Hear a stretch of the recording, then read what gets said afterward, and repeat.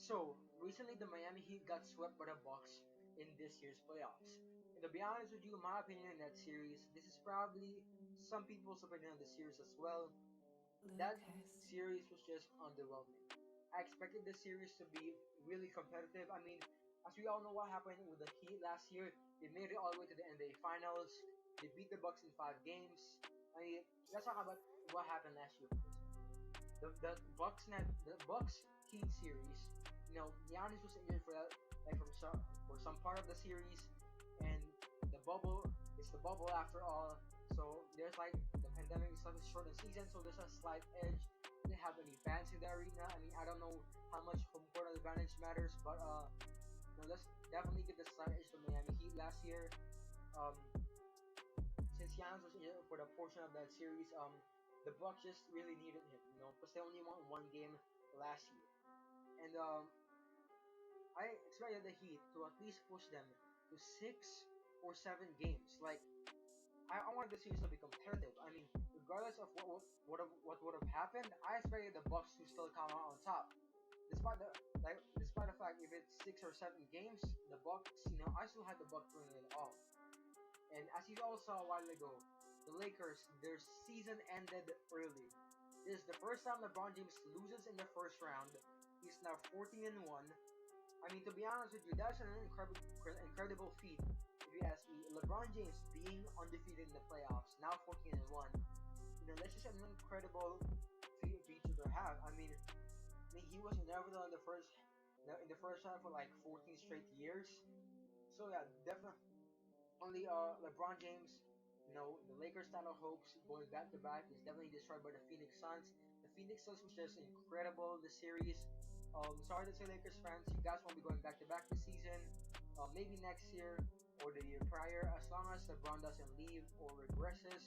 I mean, he's turning 37 next year, and some people say he's on the decline after what happened this season because of his injury.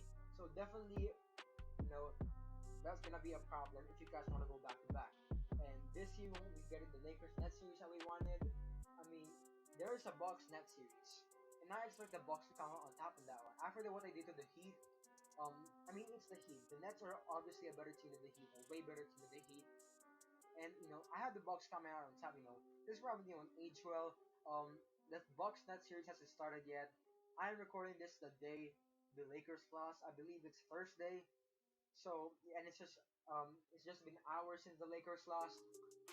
So yeah, this probably won't age well. The Bucks will go down like 0-2 probably, or like and win 4 unanswered. That's my prediction. They'll probably win the series 4-2 or 4-3. And we also won't get the Battle of LA this year. I mean, that's what people wanted. That's what people expected to get this year. But no, it's not gonna happen. I mean, I don't know what will happen to the Clippers this year. I mean, the Clippers are down 3-2. Game 7 or Game 6 rather. I don't think it has started yet. It's like 2 days away. We won't get Game 6 yet. Who knows who will win? I mean, I think the Mavericks gonna win that series. The reason I'm rooting for the Mavericks is because I just want Kawhi to go to the Warriors, man. I want Kawhi to go to the Warriors, to be honest with you. And the day out of the video. What's up? Nothing but net here. Welcome back to the channel. I've been waiting a little while. I've been waiting a little while to make this video. Not because I expect the Lakers to lose. I really expect the Lakers to win.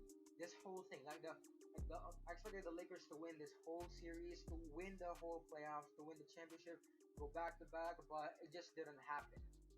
I mean, I expected the Lakers to beat the Suns in 6 or 7 games, and then I expected the Lakers Nets final series to come out, and possibly the Lakers winning at 6 games. It's definitely a very underwhelming end to the season for the Lakers, man. They have to rebuild or something, like just change their roster a little bit. And in today's video, I'll be talking about what happened with both of those finals teams. What happened to the Heat and the Lakers? What went wrong with their teams? What happened with them? Like, what were the problems that they encountered throughout the whole series? And today I'll be discussing that. So before I discuss what were the problems with the Miami Heat, look at this graphic first. Game 1 was an overtime thriller. The Heat only lost by 2, and it was really competitive. That game was really competitive, and I thought in my mind, this series is gonna be promising. This series is gonna be competitive. This might go to 7 games. Who knows who's gonna win this? Game 2 was a blowout. It was just a real bad blowout. The Heat lost by 34 points. That was a really bad game for them. Bucks go up 2-0. Game 3, Bucks go up 3-0. The Heat lost by another marginal victory. They lost by 29. In Game 4, where all of their hopes ended, they lost by 17 points, 4-3 to 120. So first of all, let's start with what the problems the Miami Heat had. And first of all, it's my opinion. I'm not a Heat fan or anything, but I think the Miami Heat just had a really bad series. That's right. This is a real thing. Bryn Forbes scored more points than Jimmy Butler in the entire series. Here's a graphic showing it. And this is also a real thing. Not a single player in the Miami Heat roster scored more than 20 points a game. That's right. Not even a single one of them scored over 17 points, 18 points, 19 points. Not a single one of them. The highest leading scorer, according to this graphic, is Goran Dragic, who scored 16 points a game in the entire series. That's right. Goran Dragic, out of all people, scored the highest number of points, the highest per game points in the entire series. And to be honest with you, that replacement of Eric Bledsoe with Drew Holiday, I mean, the Bucks did give up a lot, but it was worth it. Drew Holiday, like in Eric Bledsoe, Drew Holiday and Eric Bledsoe played the same way, and the better player is obviously Drew Holiday. That is a massive upgrade. What I thought with that trade, Drew Holiday was a massive upgrade, yes, and he would be a solid point guard, a solid player for the Milwaukee Bucks in that series. Like when it even comes to playoff time, finals. As I said a while ago, I had the Milwaukee Bucks winning it all. Yeah, that's definitely a massive upgrade. And Giannis Antetokounmpo, he's not an MVP candidate this year. He's not a DPOY candidate this year. But he's definitely playing like one. He's definitely been playing well. He's guarding those guys like Bam Adebayo, who can shoot in the post, really well. That guy like Jimmy Butler. Drew Holiday's definitely guarding Jimmy Butler really well. Chris Middleton, he's been playing really well for them as well. And the Milwaukee Bucks were like just an unbeatable team. They were just an unstoppable team, an unstoppable force in that series. And the Miami Heat, let me tell this to you. Bam Adebayo, according to this video, as you can see here, he's chucking up those mid-range shots. Bam Adebayo, he isn't a mid-range shooter. He isn't a good mid-range shooter.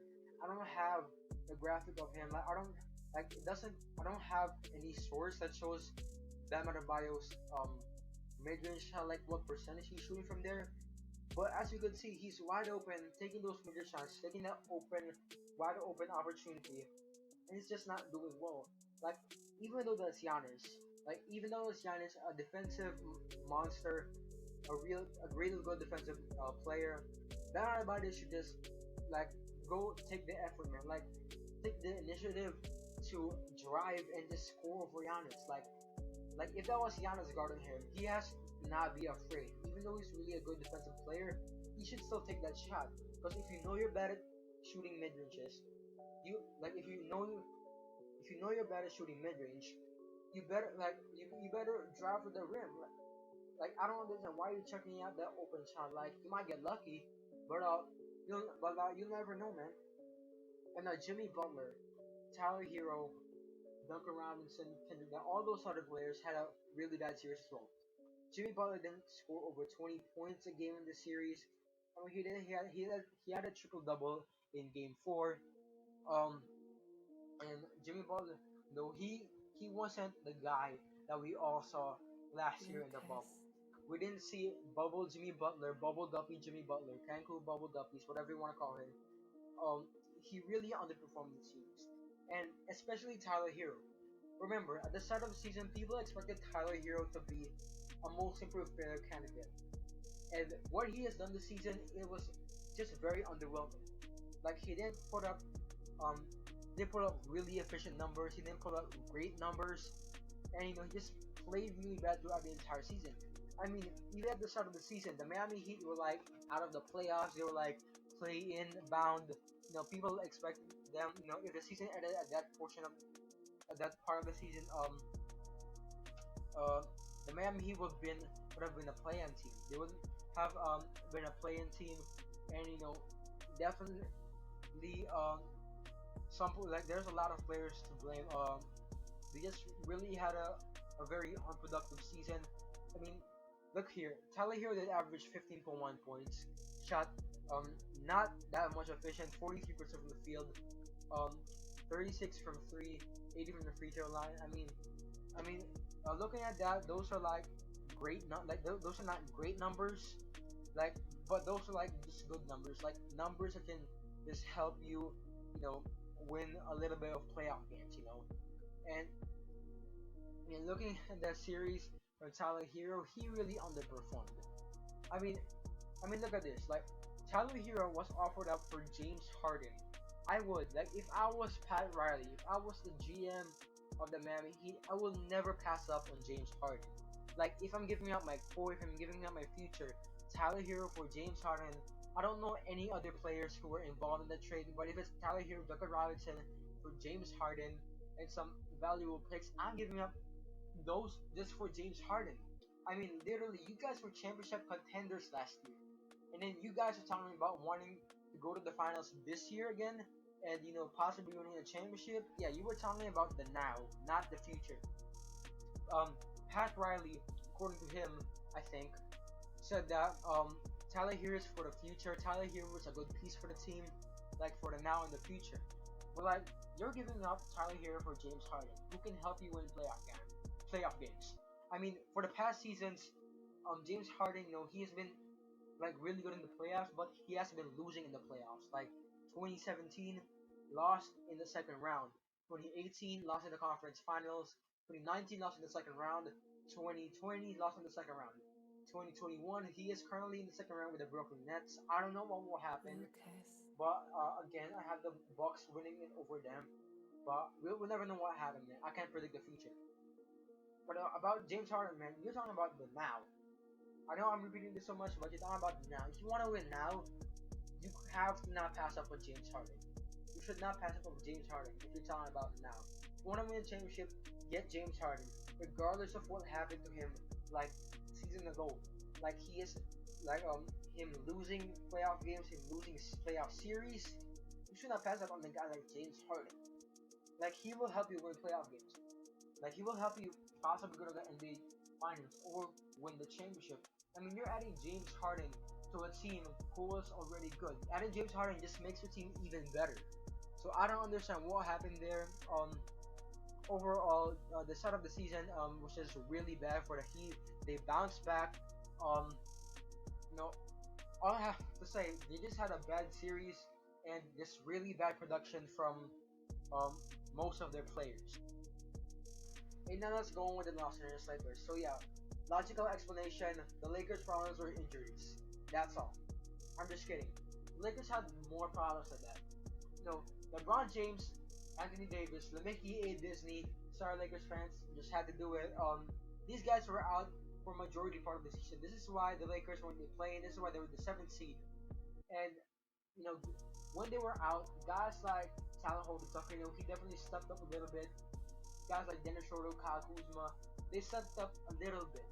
But for most part, they were just really bad. They were not much of a significance, when it comes to these games. That's why they're the seventh seed. Again, let me repeat. They were losing games without LeBron James and Anthony Davis. I mean, obviously you need these two stars to win games, but I just didn't see a lot from them in the regular season. They stepped up a little bit, and then they stepped up a little bit, and then they go back to what they were before. Just a very inconsistent balance. Very inconsistent push throughout the regular season for them. I mean, you got guys like Dennis Schroeder. I thought this guy was gonna beat down Chris Paul, like not literally beat him down like a lot, but like I thought he was gonna beat Chris Paul at the point guard position. I mean, obviously Chris Paul's a better player, but I thought Dennis Schroeder was gonna dominate him a little bit, like read Chris Paul's play. So I thought he was gonna be able to guard Chris Paul in shooting. I thought he was gonna be able to read his plays, his passing and stuff. I thought that was gonna happen, and he just didn't do it. And a guy like Andre Drummond, he was the best center available on the market. That's why the Lakers signed him. And Andre Drummond, he's a rebounding, post-scoring guy. I mean, not a lot. There's not a lot of centers in the NBA like that anymore. I mean, another guy like him is Jonas Valanciunas, who can score in the post and rebound the ball. And Andre Drummond, he's like that. And I'm gonna let you. I'm gonna give you something to think. Think of a center in the NBA aside from Andre Drummond and Jonas Valanciunas who plays like them, like who can post score and rebound the ball. Those are important, but this is a modern day NBA basketball. That was a long time ago. That was 10 years ago, 5 years ago. Not a lot of centers are like that. Nikola Jokic, Nikola Vucevic, Bam Adebayo, Miles Turner, Domantas Sabonis. These guys aren't post scoring rebounding centers anymore. These guys have more to that to their game. They have more to that than just post scoring and rebounding. And Andre Drummond, you're just really underperforming the playoffs. He was just really bad for them. And another guy is Marc Gasol. He had a very bad season last year with the Toronto Raptors. He only averaged 7.5 points a game. That was a fluke for him. And he's definitely up there in age. But he was still a solid piece for the Toronto Raptors. When I saw him get signed by the Lakers, when I saw the Lakers sign him, I thought, hey, maybe his numbers gonna improve. Maybe he's gonna be a really solid guy for the Los Angeles Lakers, even though he's aging. And he just didn't show it. His numbers went down significantly, drastically. He averaged this time a new career lowest 5 points a game. So definitely really underwhelming season for him. And another guy, another center on the team, Montrezl Harrell. He was a six-man of the year candidate last year. And when the Lakers snagged him in free agency, I thought that just made the Lakers better. Adding two six-man of the year candidates to your team, that just made you better, man. But like Montrezl Harrell, he wasn't utilized that much in the playoffs. As he said, he was playing like 9.8 minutes a game. And Frank Vogel, he was just not utilizing him that much. I expected this guy to play more minutes in the playoffs to be productive. That's another problem the Lakers had. Bench production, players production. AD was injured. LeBron, he was still playing like LeBron, but obviously LeBron can do it himself. He's a team player. He's literally passing the ball to you guys. They were just not doing as good as they were before. Like last year, even though Montrezl Harrell and the Clippers, even though they blew a 3-1 lead, Montrezl Harrell, I thought he was gonna step up in the playoffs, like for them. And Kyle Kuzma is another guy. He averaged 18.7 points in that 2018-19 season. I thought he was gonna be, stepping up too, but I just didn't see it for him. And other guys like THT, Alex Caruso, these guys, like I didn't see them step up, even though they're just role players. Role players, they just need to step up. Frank Vogel, he's still a good coach. He's not the greatest coach, obviously, but he's still a good coach. It wasn't his fault. He was trying to do his job, but the other guys, the bench, they were just not producing that much. And obviously, like how to summarize this up, the Lakers just really needed AD and LeBron James. I mean, when AD is there on the floor with LeBron, the Lakers win games. The Lakers win games. AD is literally one of the top scorers, and he's the other reason why the Lakers win games. That's why the Lakers traded for him. Like, you can't escape injuries. You have to deal with injuries. It's part of a career. It's part of the game. When you get injured, AD, he just got injured multiple times in the season. It's a significant part of the season. So to summarize this whole thing, the Heat just had a really bad series. They needed to trade for James Harden after all. Definitely a loss for them. And the Lakers, the problems, just really the injury of Anthony Davis just really affected them a lot. The production from the starters and some players on the bench, and probably Frank Vogel not utilizing Montrezl Harrell that much, not utilizing some players that much. So yeah, guys, that's pretty much my take on the finals teams last year. The Heat and the Lakers. The Cancun Bubbleguppies, they're pretty much on the road to Cancun by now. Thank you guys so much for watching. I hope you enjoyed the video. I also hope that you understood what I said. Leave it down in the comments below if I actually talk pretty fast. I feel like I'm talking fast. I'll make sure my next video that I'll talk at a pace that where you guys can understand what I'm saying.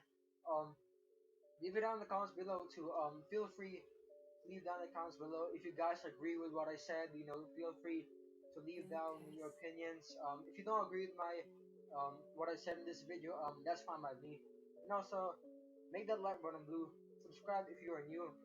It's okay if you don't subscribe. I'm not forcing you to subscribe, but please, give me some subscribers, man. I only have like 6 subscribers, man. So yeah, thank you guys so much for watching. What I said a while ago, my takes. I am recording this on Thursday, the day after the Lakers lost the game. No, not the day, like hours after the Lakers lost the game. And basically, what I said, like with the Clippers winning the series against the Nets, I don't know how's that gonna turn out. The Bucks are in the finals. My takes, like my minor takes in this video, is probably not gonna age well. But yeah, thank you guys so much for watching. That's all. I'm out. Peace.